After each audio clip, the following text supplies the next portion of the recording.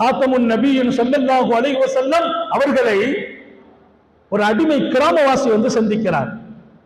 கிராமவாசி, நான் ரொம்ப வியந்து போன செய்தி.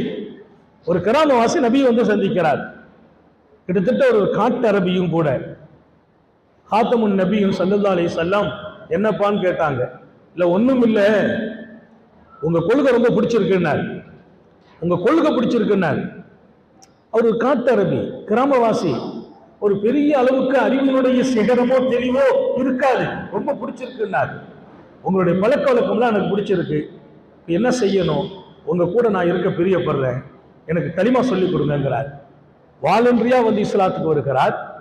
கொள்கை பிடிக்கிறது என்றார், தங்களோடு இருக்க வேண்டும் என்றார். உத்தம நபிகள் மகிழ்ந்து போகிறார்கள். எப்போது நாம் சிந்திக்க வருகிறோமோ